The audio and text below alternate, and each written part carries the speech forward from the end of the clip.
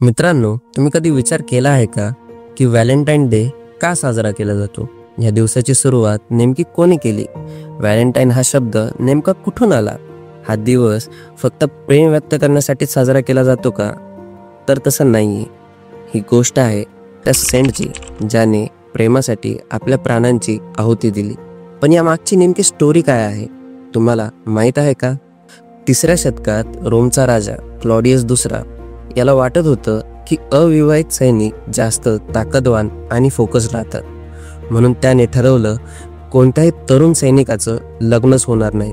पण एक माणूस असा होता ज्याने ह्या अन्यायाला विरोध केला. होय, मी बोलतोय सेंट व्हॅलेंटाईन यांच्याबद्दल, ज्यांनी गुपचूप पद्धतीने लोकांचं लग्न लावून द्यायला सुरुवात केली.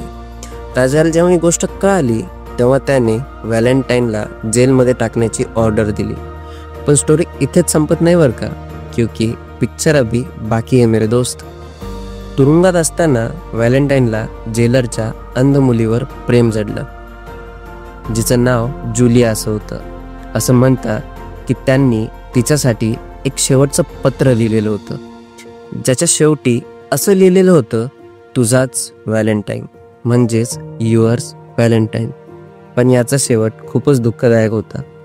14 फेब्रुवारी 269 रोजी त्यांचा निर्दयीपणे शिरच्छेद करण्यात आला. प्रेमाचा हा योद्धा जग सोडून चालला गेला. त्यांच्यामुळेच आज आपण व्हॅलेंटाईन डे साजरा करतो.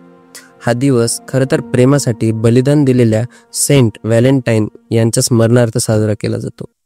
2019 साली याच दिवशी पुलवामा हल्ल्यात 40पेक्षा जास्त भारतीय जवानांना आपला प्राण सोडावा लागला. जर आपण सेंट व्हॅलेंटाईन यांना आठवतो तर आपल्या देशासाठी बलिदान दिलेल्या वीरांना आपण विसरणं योग्य ठरेल का? तुम्हाला काय वाटतं? आजच्या काळात लोक हा दिवस कसा पाहतात? पुलवामा हल्ल्यातील शहीद जवानांच्या स्मरणार्थ आपण नेमकं काय करू शकतो? तुमच्या प्रतिक्रिया कमेंटमध्ये नक्की कळवा आणि आमच्या चॅनलला सबस्क्राईब करायला विसरू नका. धन्यवाद.